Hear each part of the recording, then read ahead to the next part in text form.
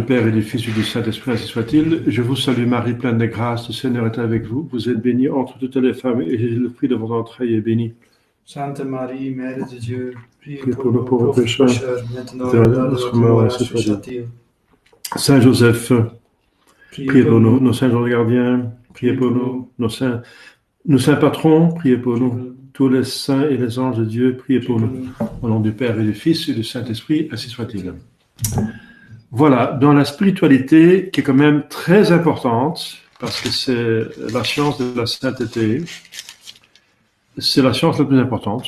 Et si on a la sainteté, on a tout, et si on n'a pas la sainteté, et si on n'a pas l'état de grâce, on n'en a rien.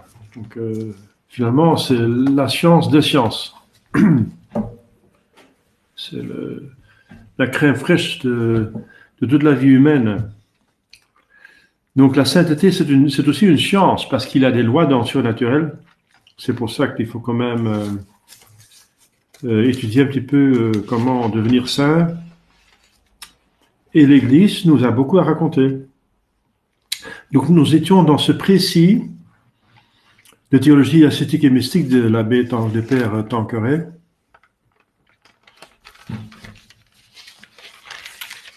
On était au numéro 128. On était à la fin de l'explication de la grâce actuelle.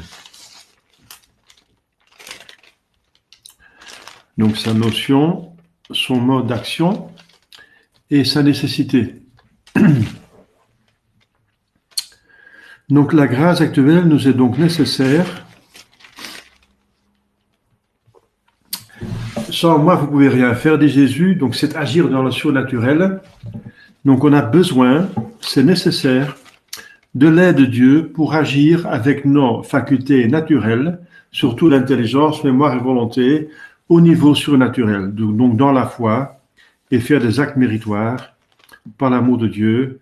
Et pour ça, on a besoin de la grâce. Et c'est la grâce actuelle, la grâce pour les actes, pour agir dans le surnaturel.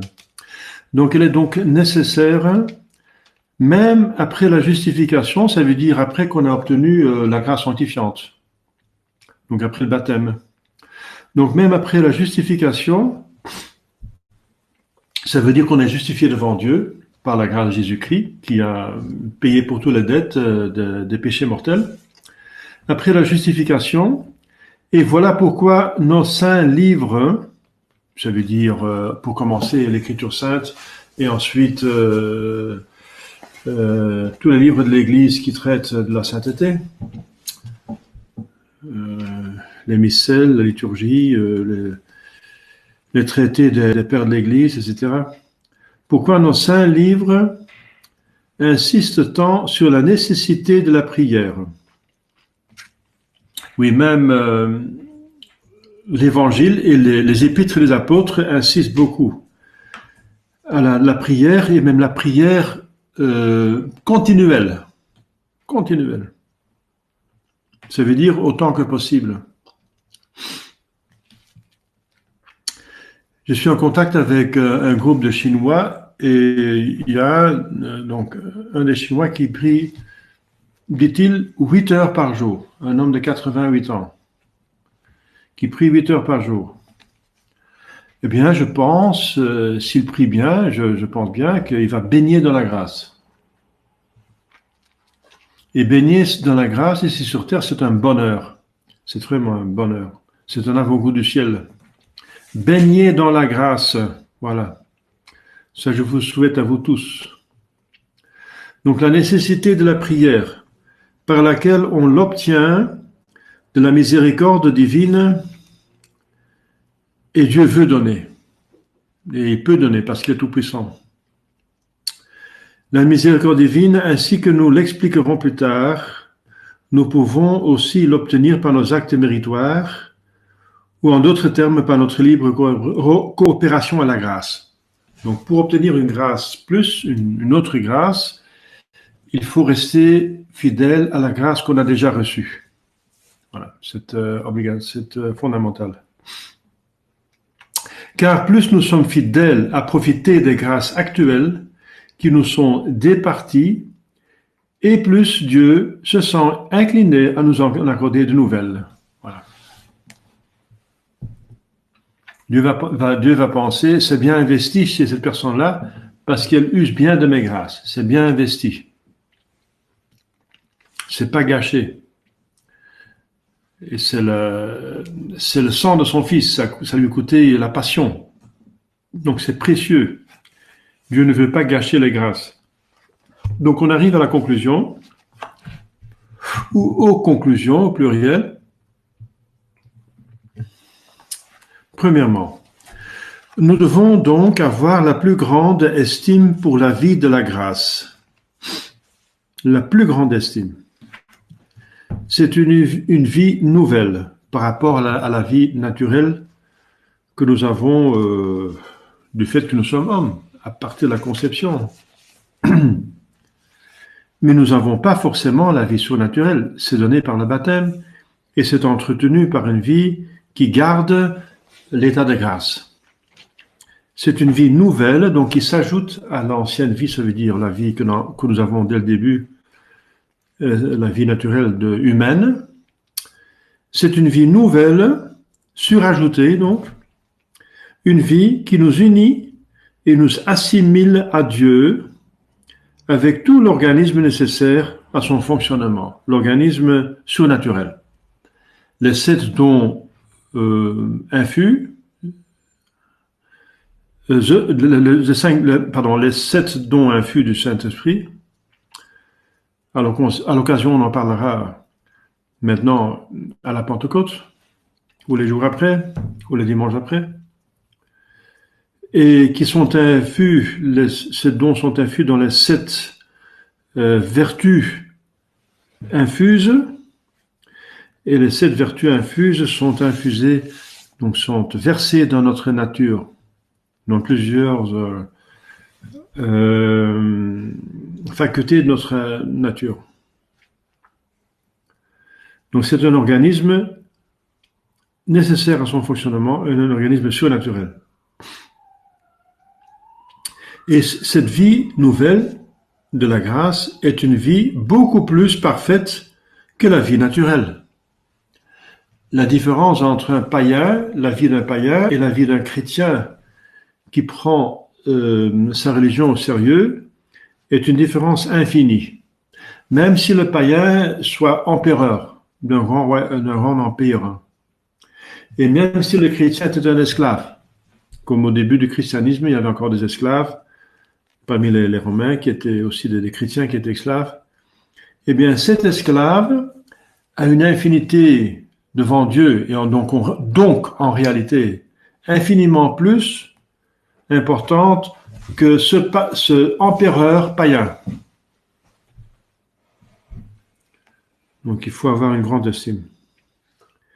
Si la vie intellectuelle est bien au-dessus de la vie végétative, donc des plantes, et de la vie sensitive, ça veut dire la vie des animaux, la vie chrétienne dépasse infiniment plus la vie simplement raisonnable. La vie de l'homme, c'est raisonnable. Eh bien, la vie chrétienne, c'est la vie de quelqu'un qui a reçu la participation à la vie divine. Infiniment plus. Celle-ci, en effet, est due à l'homme du moment que Dieu se résout à le créer. Donc, celle-ci, ça veut dire la vie simplement raisonnable. Tandis que la vie de la grâce surpasse toutes les activités et tous les mérites des créatures les plus parfaites, en tant que créature, en tant que nature. Donc le moindre enfant, le petit homme, le moindre homme, un enfant qui vient d'être baptisé, a une dignité infiniment plus que le plus haut ange qui n'aurait pas la vie surnaturelle. Par exemple, les anges, finalement, sont créés en état de grâce. Donc, c'est pas comme nous. Nous devons être baptisés. C'était plutôt comme Adam et Ève.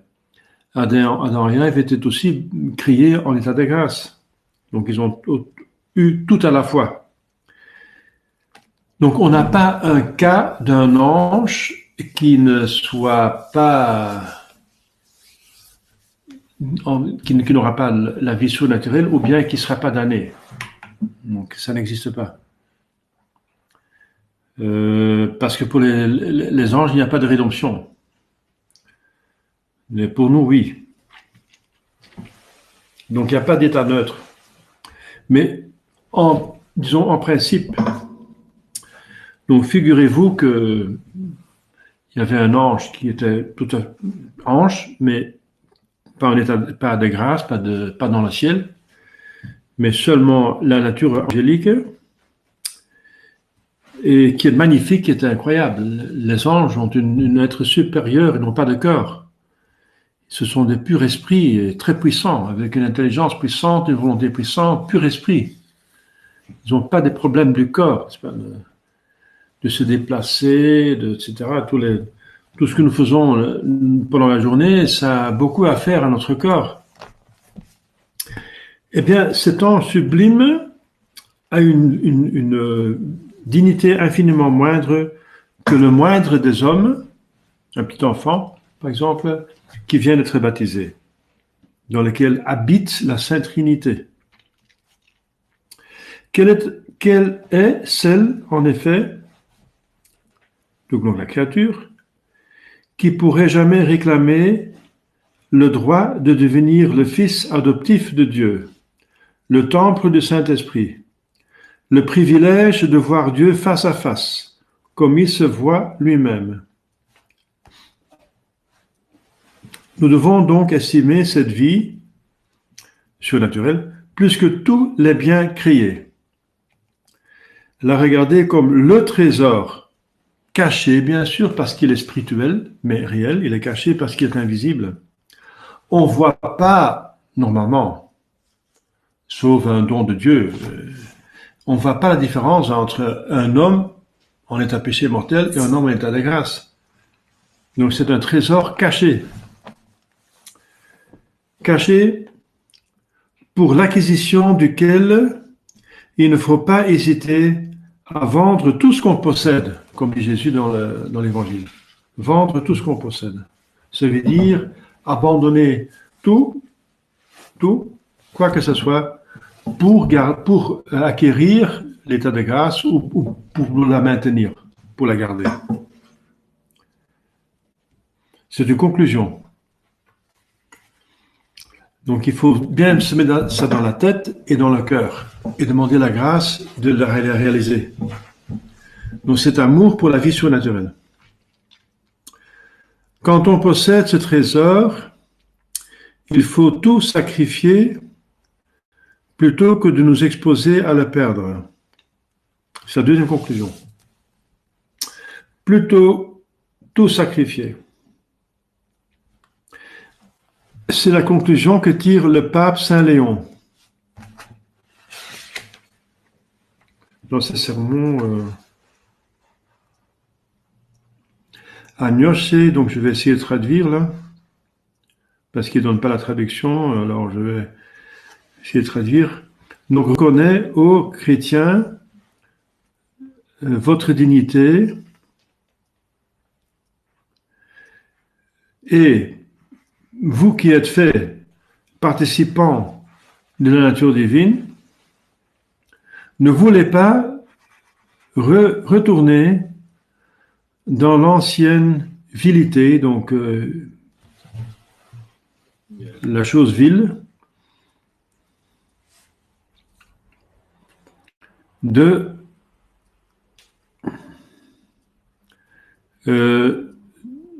votre dégénération.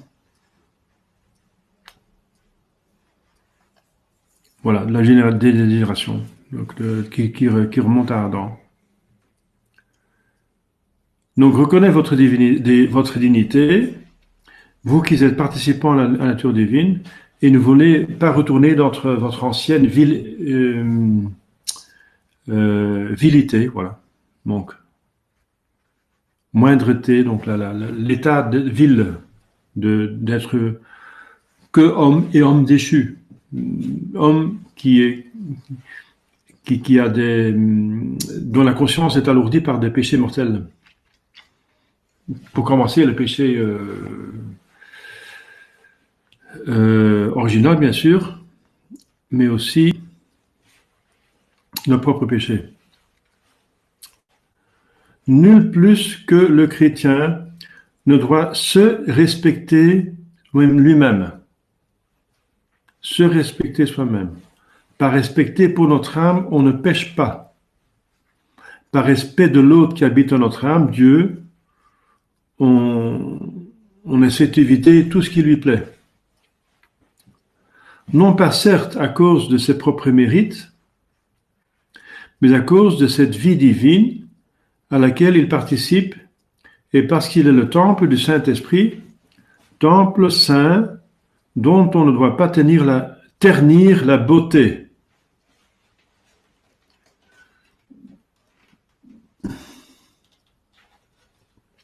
Donc dans le psaume 92, 92, 92, il y a marqué, là je vais essayer encore de traduire parce qu'il y a un texte latin ici, votre demeure,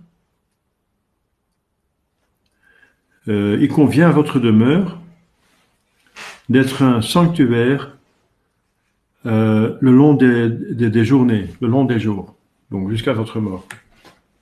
Il convient à votre demeure, à votre âme, d'être un sanctuaire jusqu'à votre mort. Troisième conclusion. Donc, première conclusion, estime. Deuxième conclusion, il faut même tout sacrifier pour la garder. Troisième, bien plus, nous devons évidemment cultiver cet organisme surnaturel dont nous sommes dotés. Donc, pas seulement la garder, mais le développer. S'il a plu à la bonté divine de nous élever à un état supérieur, et bien supérieur, de nous donner largement des vertus et des dons qui perfectionnent nos facultés naturelles, si elle nous offre à chaque instant sa collaboration pour les mettre en œuvre, donc là, la grâce qu'on vient de voir, la grâce actuelle, ce serait bien mal reconnaître sa libéralité, donc sa bonté, que de rejeter ses dons en ne faisant que des actes naturellement bons ou en ne faisant produire que des fruits imparfaits à la vigne de notre âme. Alors, il ne parle même pas des péchés. Il dit juste d'agir dans la nature. Mais qu'est-ce qu'il faut dire alors des personnes qui pêchent, qui n'ont pas de problème à pécher? Plus le donateur s'est montré généreux, et plus il attend de nous une collaboration active et féconde. Tout à fait normal, c'est une justice. C'est ce qui nous apparaîtra mieux encore quand nous aurons vu le rôle de Jésus dans la vie chrétienne. Alors c'est le paragraphe 2e, le rôle de Jésus dans la vie chrétienne. Voilà. Donc c'est numéro 132. Si jamais vous avez des questions, vous pouvez les poser là en bas de page. Chez moi, c'est à droite, dans le chat. Voilà. Donc, le rôle de Jésus dans la vie chrétienne. Bien sûr, Jésus a un rôle, parce que c'est par lui que tout le ciel est ouvert. Et je suis la voie. Il a dit, je suis la vérité, donc il nourrit déjà notre intelligence. Je suis la voie. Il montre comment aller, donc il informe notre volonté. Donc, c'est évident que le rôle de Jésus dans notre vie chrétienne est important. Alors, il va suivre ici saint Thomas. Et beaucoup d'auteurs, comme le père de Bérulle, Monsieur Ollier, et voilà. Donc, numéro 132, c'est la Sainte Trinité tout entière qui nous confère cette participation à la vie divine que nous venons de décrire. Parce que Dieu agit toujours ensemble en dehors de lui. Donc c'est un décret en Dieu de créer l'homme et de le sauver, la Sainte Trinité. mais elle le fait à cause des mérites et satisfactions de Jésus-Christ. Donc la deuxième personne a quand même un rôle spécial. C'est la Sainte Trinité qui est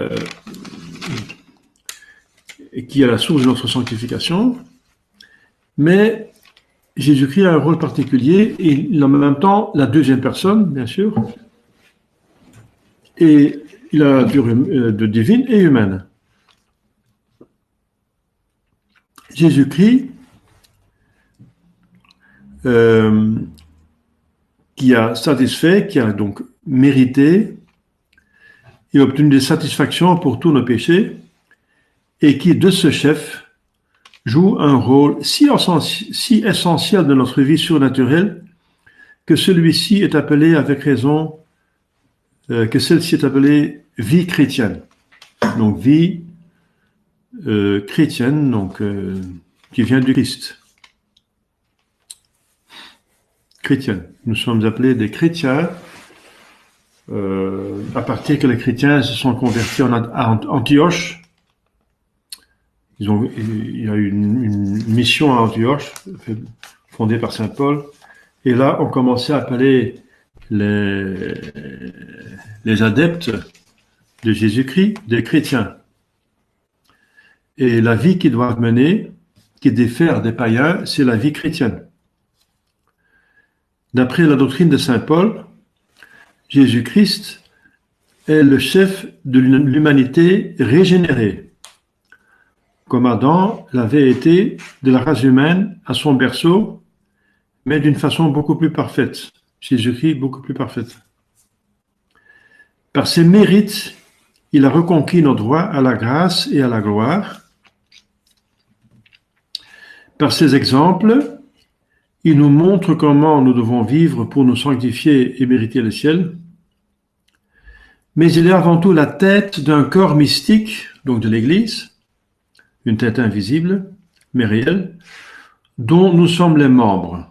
Nous appartenons à l'Église par notre baptême, nos sacrements valides et notre foi, et notre soumission à nos supérieurs légitimes. Nous appartenons à l'Église. Nous sommes les membres de l'Église, donc de Jésus-Christ.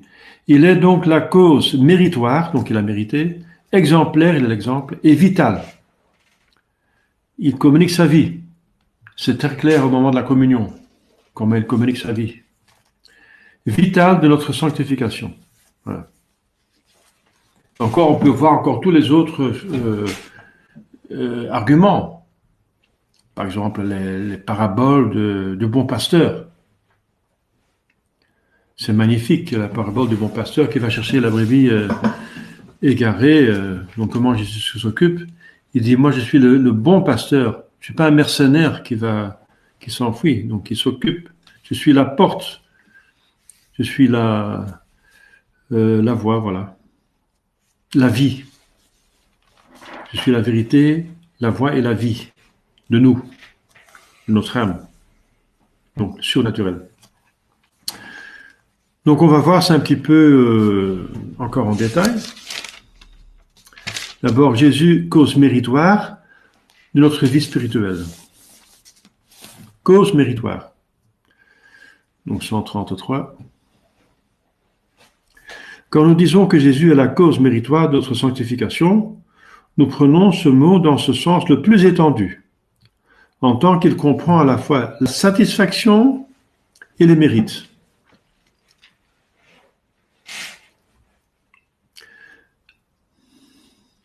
Donc c'est encore un texte en latin qui est cité ici. À cause de la grande charité par laquelle il nous a aimés,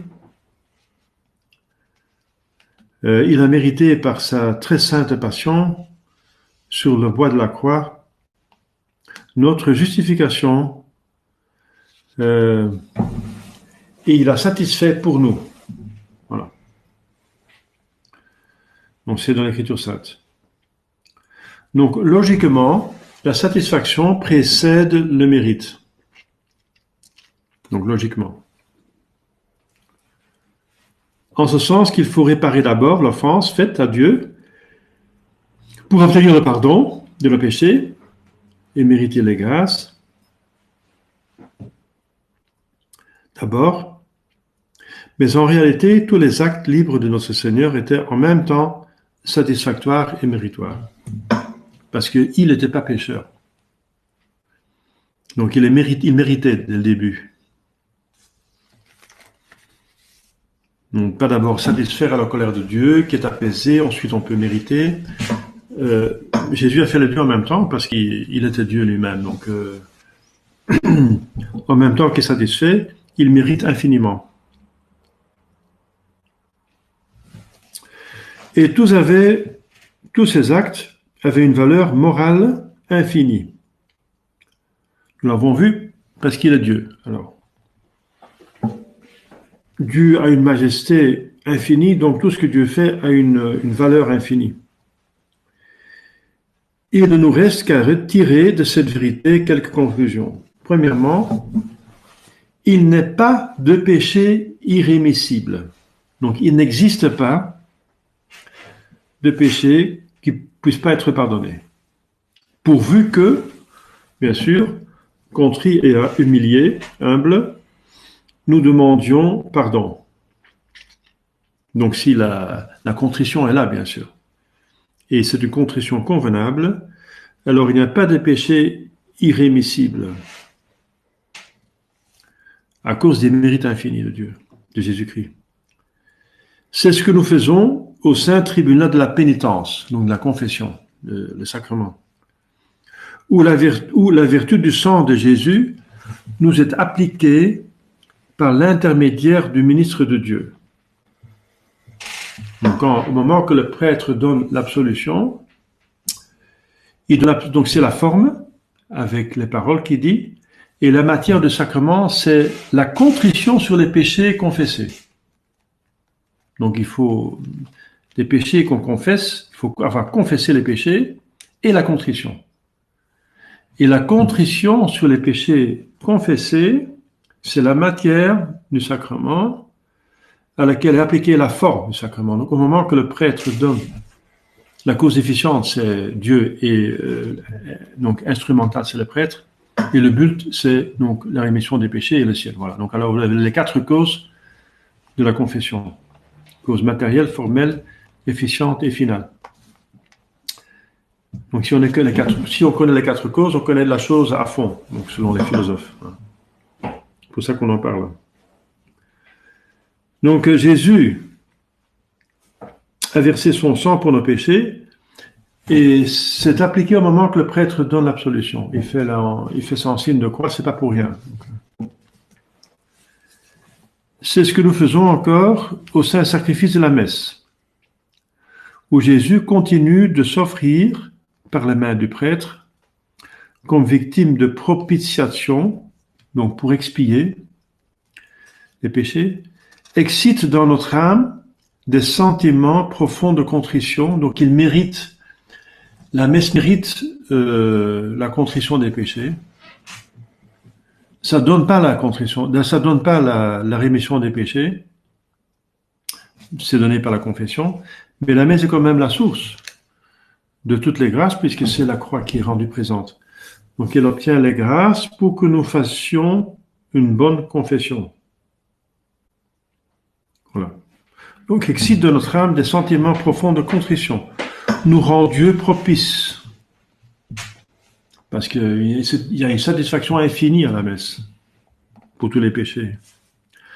Nous obtient un pardon de plus en plus complet de nos péchés, parce que la messe est offerte pour tout homme, baptisé surtout, présent et absent, vivant et mort.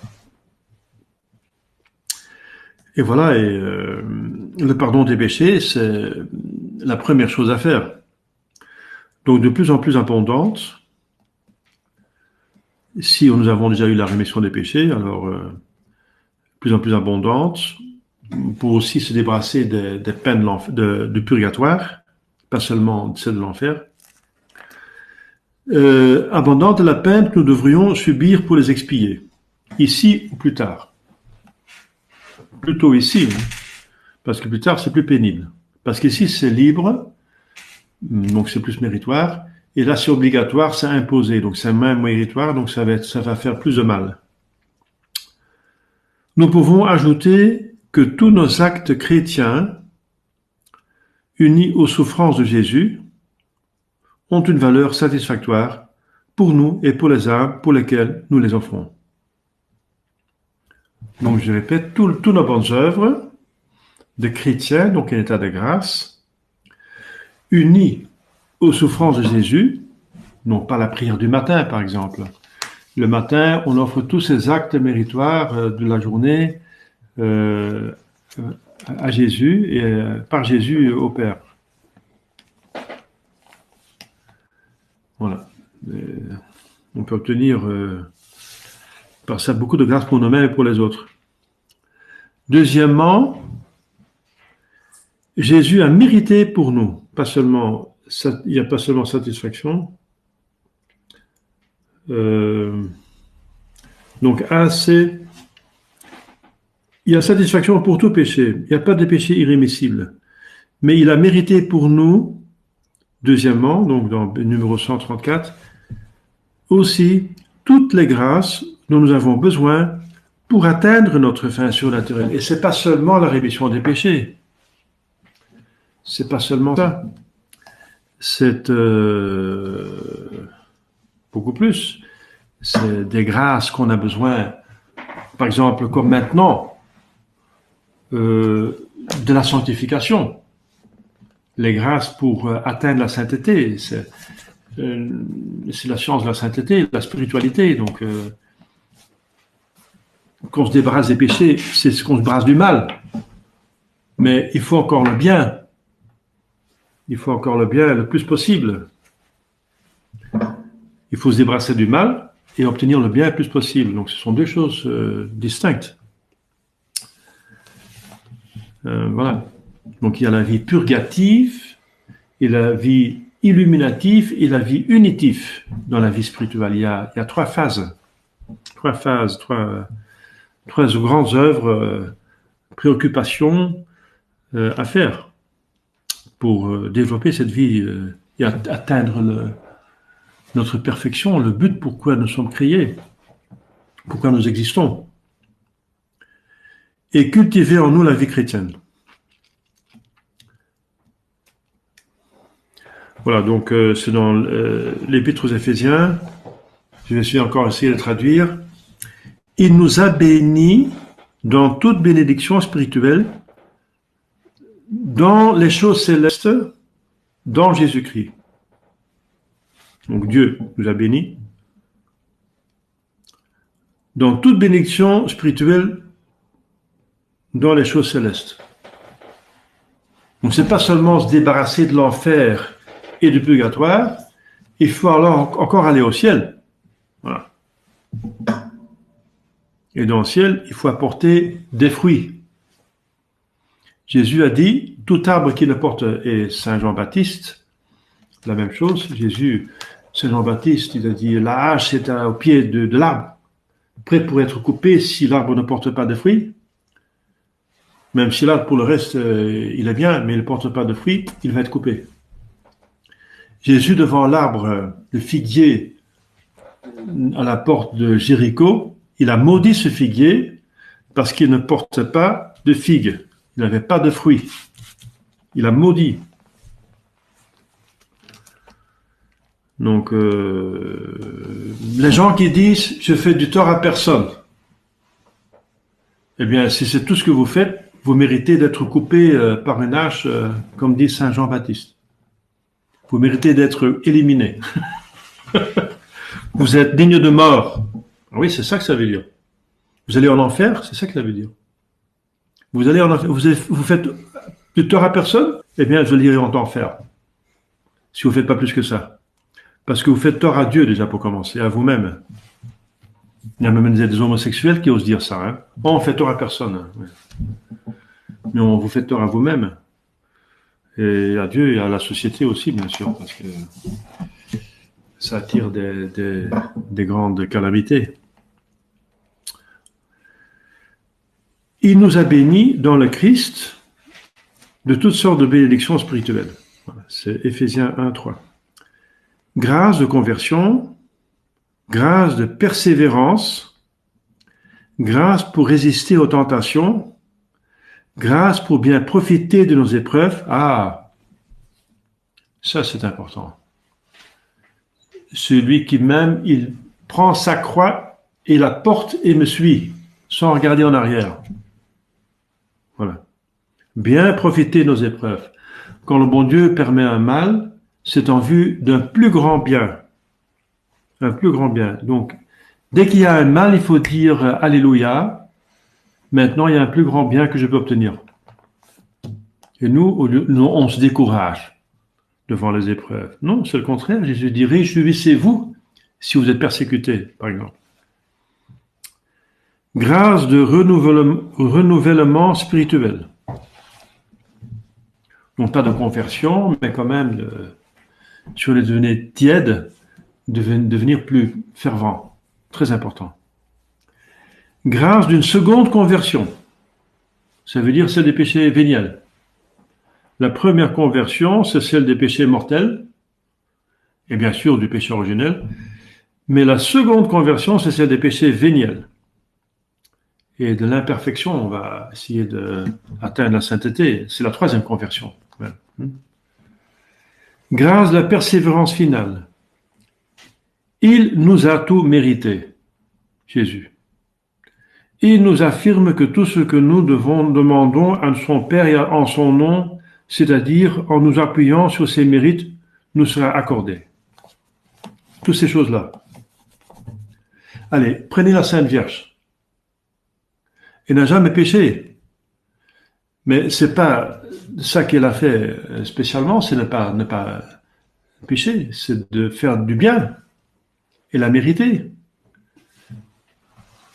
Tout acte qu'elle faisait, la moindre chose, faire la vaisselle ou aller chercher de l'eau, ou faire la cuisine, elle a fait ça pendant au moins 30 ans avec Jésus, pour Jésus et pour Saint Joseph aussi. Bien, tout acte qu'elle faisait avait un mérite infini, parce qu'elle faisait par amour de Dieu. Et vous connaissez cette expression, hein, n'est-ce pas, qu'un saint disait que la Sainte Vierge avait plus mérité en faisant un acte tout à fait simple, par exemple coudre, réparer, passer le fil, l'aiguille. Elle méritait plus en faisant un simple travail devant Dieu que Saint Laurent sur le brasier, dans son martyre. Et Saint Laurent, c'est un grand saint. Hein. Elle méritait plus. Pourquoi? Parce qu'elle a fait avec plus d'amour de Dieu. Vous voyez ce qu'il nous reste encore à faire. Beaucoup. Pas seulement éviter les péchés, mais encore faire le bien. Comme la Sainte Vierge. Et Saint Joseph et tous les saints. Pour nous inspirer plus de confiance, Jésus a institué les sacrements, signes visibles qui nous confèrent la grâce dans toutes les circonstances importantes de notre vie. Donc la naissance et le baptême. Il faut croître. Donc on a la nourriture, c'est l'hostie. On peut devenir malade, on a besoin de médicaments, c'est la confession. Il faut devenir adulte, c'est la confirmation. En tant qu'adulte, on a une tâche dans la société, eh bien c'est la prêtrise ou bien le mariage. Et puis ensuite, il y a la fin de la vie, c'est l'extrême onction. Donc pour toutes les circonstances importantes de notre vie, il y a là les sacrements. Et nous donne droit à des grâces actuelles que nous obtenons en temps opportun.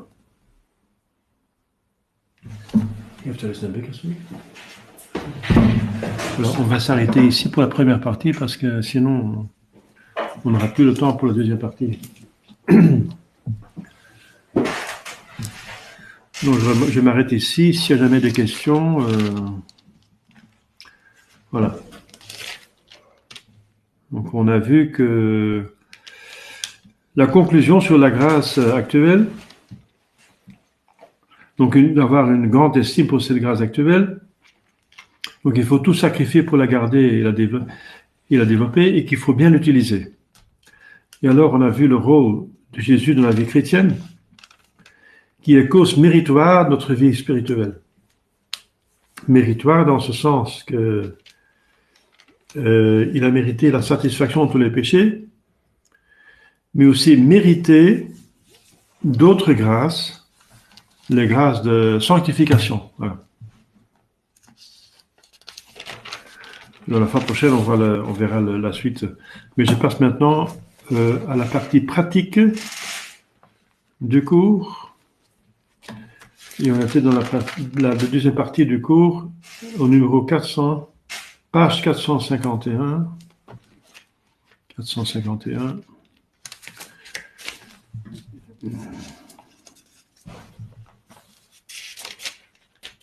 Voilà.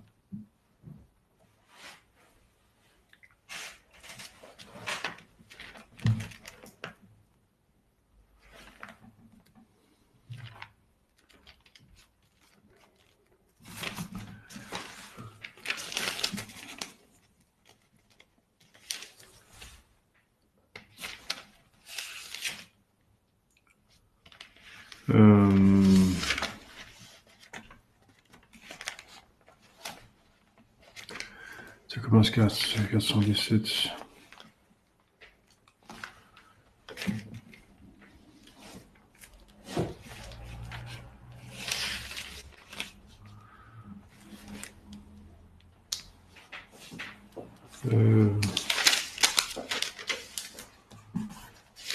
Qu'est-ce qui se passe?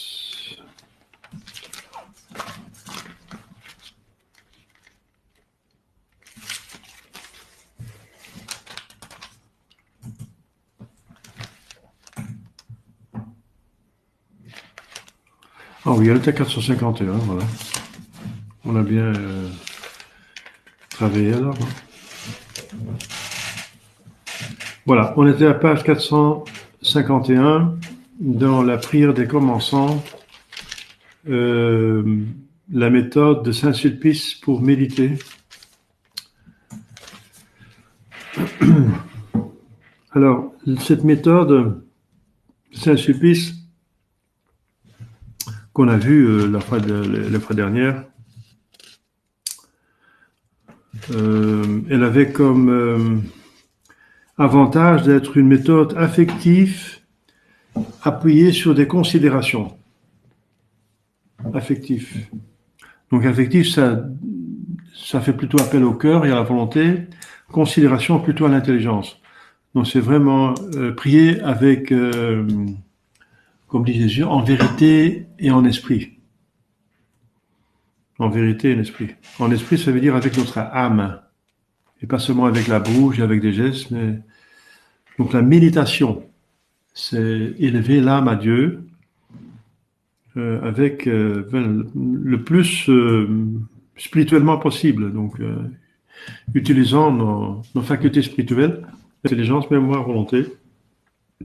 Et la méthode de Saint-Sulpice est une méthode affective appuyée sur les considérations. Donc elle débute par des affections de religion au premier point. Si au second, on y fait des considérations, c'est en vue de faire jaillir du cœur des actes de foi, de foi aux vérités surnaturelles qu'on médite, des actes d'espérance en la miséricorde divine, des actes d'amour à l'égard de son infinie bonté. Donc c'est comme ça qu'il faut méditer. Donc la méditation est la plus grande partie des actes de foi, d'espérance et de charité développés. Et si on fait un retour sur soi-même, ce qu'il faut faire, c'est pour s'améliorer, pour connaître ses péchés, etc.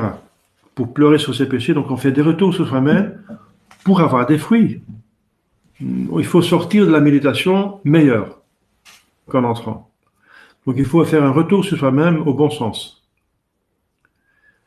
Il doit être, donc ce retour doit être accompagné de regrets pour le passé, de confusion pour le présent, donc on regrette ses péchés. La confusion, ça veut dire on n'a pas fait le maximum ici au présent, on va essayer de faire le maximum ici et maintenant, parce que le présent nous appartient. Le passé est passé, définitivement. L'avenir ne nous appartient pas encore. Ce qu'on peut faire, c'est maintenant. On peut agir dans le maintenant. De fermes propos pour l'avenir. Donc, regret pour le passé, confusion pour le présent, fermes propos pour l'avenir. Regret pour le réparer, passé, confusion pour aussi faire mieux, et fermes propos pour justement être prêt, que la volonté soit prête pour bien agir dans l'avenir. Et ces actes ont pour but de préparer une demande humble, confiante et persévérante, qui va obtenir la grâce de Dieu. Parce que c'est une prière quand même, la méditation. Donc on demande des grâces. Pour prolonger ces demandes, la méthode de Saint-Sulpice fournit divers motifs longuement exposés et suggère de prier en outre pour l'Église tout entière, parce que Jésus demande de prier notre Père et pas mon Père. Donc on prie aussi pour les autres, pour l'Église tout entière, et certains âmes, en particulier ceux auxquels nous avons une obligation, nos parents, les enfants, les âmes qui nous sont confiées, les âmes qui sont dans la plus grande nécessité. Les résolutions elles-mêmes doivent être accompagnées de défiance de soi-même, de confiance en Jésus-Christ, de prière pour les accomplir. Enfin, la conclusion n'est qu'une série d'actes de reconnaissance, d'humilité et de nouvelles prières. Donc c'est quand même une méthode excellente. C'est ainsi qu'on évite de donner une tournure trop philosophique au raisonnement. Donc méditer, c'est pas une activité philosophique, rationnelle purement. Bien sûr, ça peut aider, souvent il y a un élément, mais pas seulement ça. Ou aux considérations, purement des considérations sans fruit. Et qu'on prépare la voie à l'oraison affective ordinaire. Et plus tard, à l'oraison simplifiée. Voilà. L'oraison simplifiée, c'est déjà le premier stade de la contemplation, qui est une prière développée encore. C'est au-dessus de la méditation. Donc l'oraison simplifiée. Car on nous fait remarquer qu'il n'est pas nécessaire d'exprimer toujours et en cet ordre tous nos devoirs, mais qu'il est bon de s'abandonner aux affections que Dieu donne et de répéter souvent celles où l'on trouve attrait du Saint-Esprit. Attrait du Saint-Esprit, inspiration du moment, sous l'influence du mon esprit, votre ange gardien ou la grâce, l'attrait du Saint-Esprit. Sans doute, les commençants consacrent généralement plus de temps au raisonnement qu'aux autres actes, parce que c'est le début, c'est le fondement. Mais sans cesse, la méthode leur rappelle que les affections sont préférables, parce que les affections se rapportent à la volonté, au cœur, et ça porte à des actes d'amour. Et c'est l'amour de Dieu qui mérite. C'est la reine de toutes les vertus. Les affections sont préférables. Et peu à peu, ils arrivent à en faire un plus grand nombre, jusqu'à ce que la méditation soit un cœur à cœur, et ça devient une contemplation, voilà. Un regard amoureux sur Dieu, dit sainte Thérèse d'Avila. La contemplation, c'est un regard, donc ça fait avec l'intelligence, donc dans la foi, amoureux, donc c'est la volonté qui est dans l'affection de Dieu, un regard amoureux vers Dieu. Voilà. Qu'est-ce qu'on peut faire de plus? Saint Paul dit que c'est le sommet. Le sommet de la spiritualité, c'est l'amour de Dieu. C'est 1 Corinthiens 13. Je vous montre une voie plus haute encore. Et il fait l'hymne, il chante l'hymne de l'amour, de la charité, de l'amour de Dieu. Voilà. Enfin, dans les caractéristiques de cette méthode de Saint-Sulpice. Elle est toute particulièrement adaptée même aux séminaristes et prêtres, donc les religieux, donc pour ceux qui ont un plus grand âge, une place plus importante. Voilà. Donc elle est très adaptée aux prêtres et aux religieux. Parce qu'elle rappelle sans cesse que le prêtre étant l'autre Christ par le caractère et ses pouvoirs, doit être aussi par les dispositions et les vertus, et que toute leur perfection consiste à faire vivre et grandir Jésus en eux. Voilà. Ces deux méthodes, donc celle de Saint-Sulpice et celle de Saint-Ignace, ce n'est que deux méthodes, il y en a beaucoup plus. Hein. Il y a la méthode des Chartreux, la méthode des Carmes. Donc, mais il donne deux, il en a donné deux importants. Ces deux méthodes sont donc excellentes, chacune en son genre, et étant donné le but spécial qu'elles ont en vue, et on peut dire la même chose de toutes les autres qui se rapprochent plus ou moins de ce double type. Il y a la méthode Saint-François de Sales, dans la vie dévote. La vie dévote, vous trouvez même en ligne, n'est-ce pas? C'est un chef-d'œuvre qui montre la voie de la sainteté, même pour des laïcs dans le monde. Parce qu'il y avait dans son temps une mauvaise mentalité, une mauvaise conception, que les gens pensaient que pour devenir saint, il fallait aller au couvent, devenir religieux ou religieuse. Alors Saint François de Sales a dit non, tout le monde a la grâce suffisante dans l'état pour lequel il a été placé par Dieu, de atteindre la perfection qui consiste pas dans les trois vœux, mais dans l'amour de Dieu. Les trois vœux n'est pas la perfection, mais ce sont des moyens puissants pour la perfection. Donc on peut se passer les trois vœux de religion. Donc ce sont des moyens. Le but, c'est l'amour de Dieu. Et on peut l'appliquer à l'amour de Dieu même dans le monde. Vous voyez, même Jésus, Marie, Joseph habitaient comme une famille, donc officiellement dans le monde. C'était pas dans un couvent quand même. Il y avait un couvent sur le Carmel. Il y avait les Carmes, les frères, les premiers, c'est-à-dire les disciples, des disciples de Saint Élie.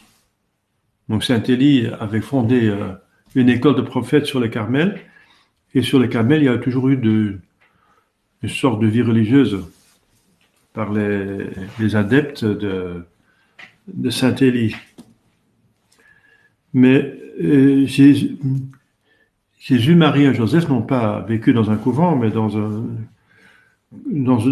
une famille, voilà, dans le monde, comme beaucoup d'autres personnes. Et ils sont l'exemple de la sainteté. Même pour les religieux. Bien sûr. Il y a les méthodes, comme je viens de dire, des carmes, et surtout des carmes déchaussés, développés par la Teresa d'Avila, et aussi Saint Jean de la Croix. Celle des cisterciens réformés, par exemple dans le livre Directoire spirituel de Dom Lehodé. Voilà. Et celle des dominicains dans Instruction des novices par le Père Cormier. C'est un livre excellent. Hein? Les Instructions des novices du Père Cormier. Le Père Cormier, c'est un homme qui pourrait être béatifié. Hein? Donc, c'est un livre vraiment très, très, très bien, très profond, très surnaturel. Oui. Très beau, très édifiant. Voilà, il est opportun qu'il y en ait plusieurs, afin que chacun puisse choisir, selon l'avis de son directeur et ses attraits surnaturels, celle qui lui convient le mieux. Voilà. Parce qu'il y a autant de familles religieuses que de tempéraments, de caractères, de talents, de constellations de talents. Donc on est plus ou moins attiré par telle ou telle famille spirituelle dans l'Église par rapport, comme je viens de dire, au tempérament et les talents. Faire la conciliation des talents, la composition des talents. Ceux qui veulent plus étudier vont plutôt dans les dominicains. Ceux qui veulent plus la liturgie vont plutôt chez les bénédictins. Ceux qui veulent plus prier, méditer vont plus chez Carme. Ceux qui veulent faire de l'apostolat et avoir un apostolat fructueux vont plus dans donc bien encadrés et vont plutôt dans la vie, dans la spiritualité ignatienne, etc. Donc il y a autant, c'est la raison d'être de toutes ces familles religieuses. C'est que les hommes sont différents. On a tous la même foi, mais chacun va la voie de ses défauts et de ses vertus et de ses talents. Les défauts pour les corriger, les talents pour les développer, et voilà. Donc c'est pour chacun une voie différente. Donc il faut. Et les gens qui ont à peu près la voie la même se rassemblent dans des familles religieuses. Ajoutons avec le père Poulain qu'il en est de ces méthodes comme des règles si nombreuses de la rhétorique et de la logique. Il est bon d'y rompre les commençants. Mais quand une fois on s'y est assujetti de manière à bien en posséder l'esprit et les éléments principaux, on ne suit plus la méthode que dans les grandes lignes, et l'âme, sans cesser d'être active, devient plus attentive au mouvement du Saint-Esprit. Voilà. Ce n'est qu'un moyen. Et le moyen, si on le maîtrise bien, il va agir presque tout seul. C'est comme si au début on apprend à conduire la voiture et on s'occupe comment tenir le volant et donc changer de vitesse, mais après ça va tout seul. On s'occupe seulement de la route et tout le reste va tout seul, automatiquement. Eh bien, donc il faut aller dans ce sens-là. Et ça va aller parce que ça va aller dans ce sens-là parce que c'est comme ça que la nature humaine fonctionne. Alors, il y a la grande conclusion de l'efficacité de la prière pour la purification de l'âme. C'est numéro 703 dans l'œuvre de Le Précis.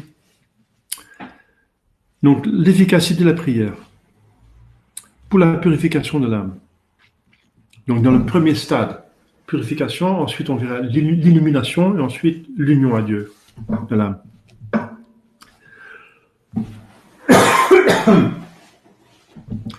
De ce que nous venons de dire, il est facile de conclure combien la prière est utile, nécessaire à la purification de l'âme.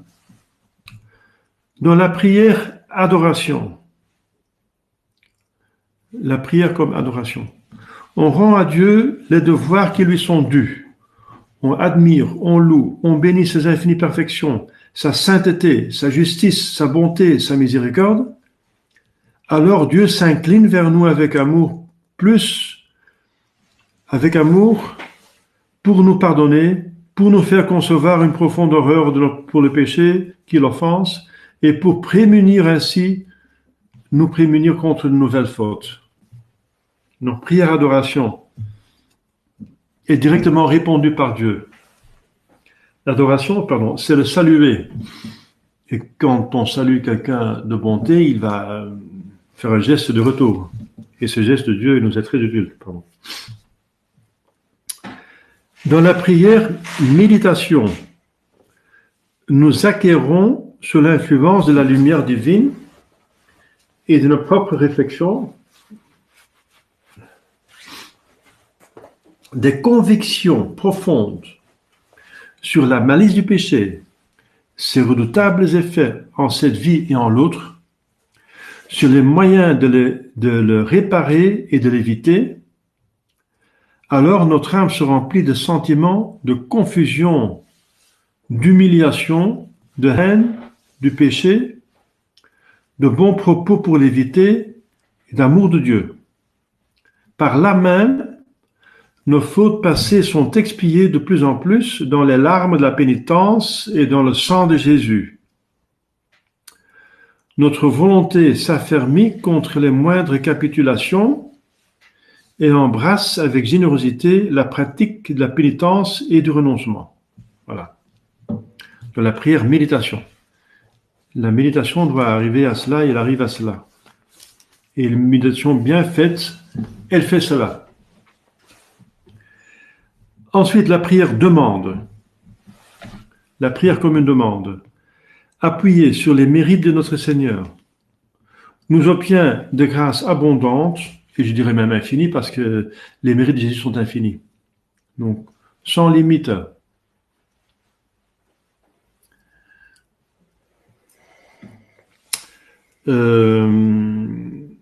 Les mérites nous obtiennent de grâces abondantes, de pénitence, d'humilité, de confiance et d'amour, qui achèvent la purification de notre âme, la fortifient contre les tentations de l'avenir et l'affermissent dans la vertu, surtout dans les vertus de pénitence et de mortification qui complètent les heureux effets de la prière, parce que nous sommes dans la phase purificative. Donc, voilà.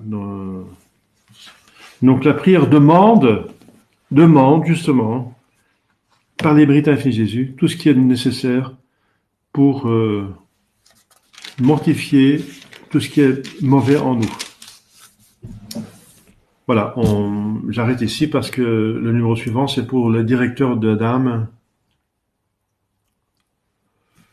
Voilà. Alors, il y a ici une petite question, j'ai vu. Oui, tous les cours sont toujours mis sur Internet. Donc, sur mon site YouTube, Sacerdos Eric Jacquemin. Donc, mon site YouTube s'appelle Sacerdos. C'est en latin, ça veut dire prêtre en latin. Eric Jacquemin. Voilà. Là, il y a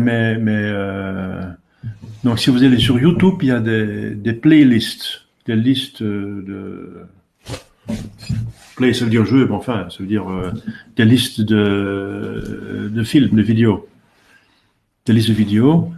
Et le mien s'appelle Sacerdos Eric Jacquemin. Voilà. Je vous le mets là. Voilà. Alors, il n'y a pas de questions pour le reste, non? Tout est clair? Tant mieux, voilà. Maintenant, il faut l'appliquer. Hein. Donc, il faut méditer. Hein. Méditer. La vie orale, la prière orale est pour les enfants et pour nous aussi, bien sûr, quand on ne peut pas méditer. Mais si on a l'occasion de méditer, il faut méditer, puisque c'est plus méritoire, c'est plus profond, c'est plus avec l'âme. Comme Jésus dit, il faut prier en vérité et en esprit. Donc, méditer, c'est prier avec son esprit, avec son âme.